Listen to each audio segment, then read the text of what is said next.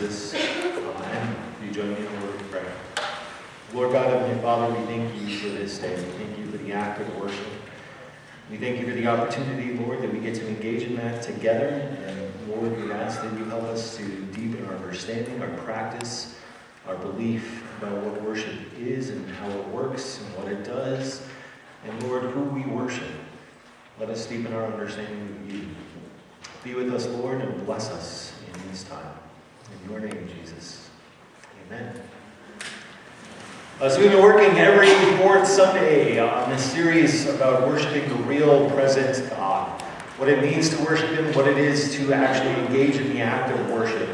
And how do we, as God's people here in the 21st century, how do we do this?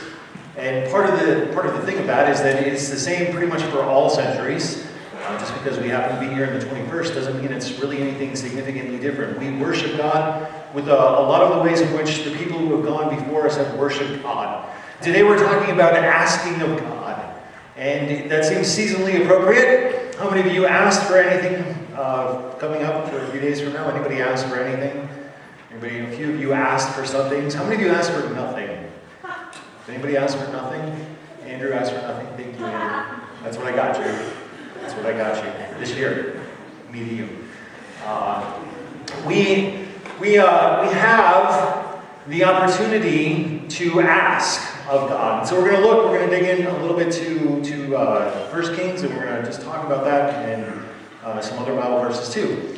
So 1 Kings tells the story of King Solomon. King Solomon, he has just become king. His father David has died. David, before he dies, if you go back and read 1 Kings 1 and 2, chapter 1 and 2, it's kind of bloody. Actually, David, he gives instructions for Solomon to kind of go deal with the people who wronged him.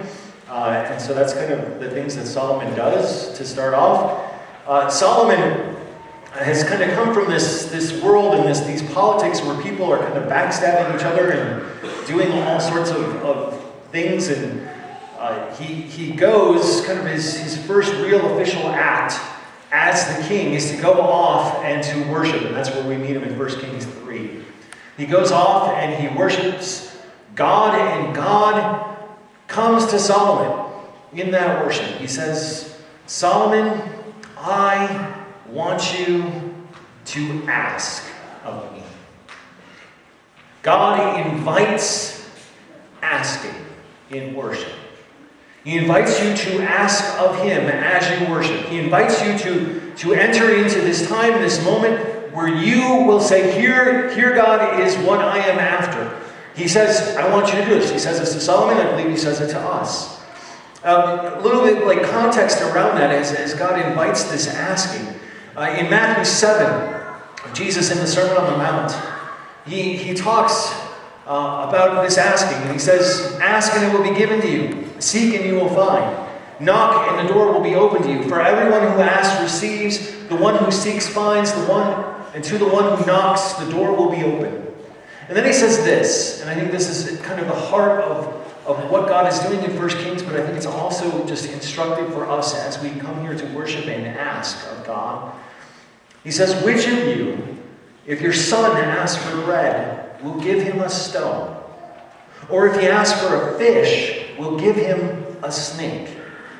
If you then, though you are evil, know how to give good gifts to your children, how much more will your Father in heaven give good gifts to those who ask Him? So in everything, do to others what you would have done to you, for this sums up the law and the prophets. Jesus is perhaps in this moment looking back to this time of Kings.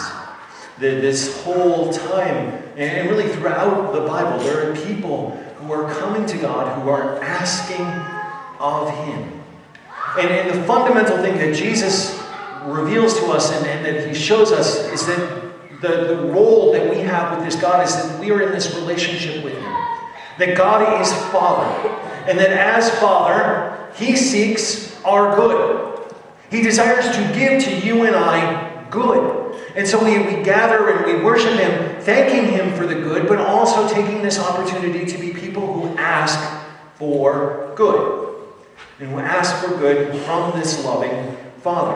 Now here's the thing, I asked you, how many of you asked for something for Christmas? And not a whole lot of you did. Maybe you just didn't want to raise your hand.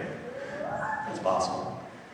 One of the difficulties that we encounter is that asking for something is humbling. When you ask somebody else for help, it is humbling.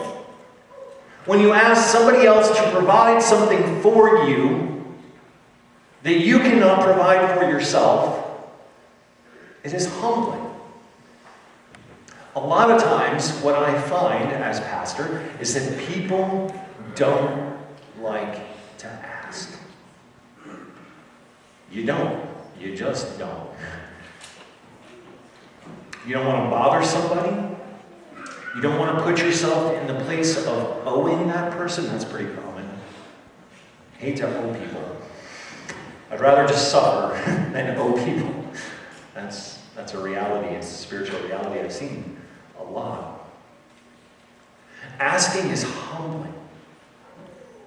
It humbles your spirit, can humble your body, can humble your entire existence. And this is what God is inviting you to do as you worship Him. Asking is humbling. I'd like to ask who's ever cried like this. See, I humble myself before you. It's probably not even yours, it's someone's neighbors. Right? Asking implies that we are not self-contained with all we need. Asking is dependent. And so God invites Solomon to ask, and He invites you and I to ask of Him. He invites us to come to Him out of a place of dependence on Him. He asks you and me to approach Him as if we actually need Him. Imagine that. He wants you and I to be in this relationship with Him because you and I do not have everything we need. And He who does, who is the source and ground of all good in this world and in our lives, He is the one with all things. And He invites you and me to ask of Him for these good things, in part so that we appreciate these gifts that we have, but in part so that we humble ourselves and we say, God, we actually need to rely on You. I need to rely on You. Asking is this act of humility. Because God's part in all of this is to give. Right? This season of Christmas, and part of the reason why we celebrate Christmas is because we celebrate that God gives. It's actually, I was reading this article about Halloween, and Halloween may actually be the more Christian holiday, at least as we celebrate it, because people just go and they have fun and they enjoy themselves and they receive without really doing anything. And Christmas is all bound up in all sorts of expectations and behaviors and, you know, do I like this person? Do I not like this person? Should they get a gift? Shouldn't they get a gift? You know, maybe that's just me. Andrew, I got you what you asked for. Okay? So you have all of this, but God's purpose and His desire in the asking and the thing to kind of hold on to in all of that is that He desires to give. And He gives indeed. Luther says in the first article, He gives without our asking. He gives you this world, this life without your asking, but He invites you to ask of Him, to acknowledge His goodness, to acknowledge the source of all that you receive. And that always leads me to the question, and leads most people to the question, what if we ask and we don't get? How many of you have asked for something and not gotten it? Most of you. I'm guessing. Most of you have asked for something and you haven't gotten it. And the difficulty with that is that we don't know why God didn't give us that thing. We were able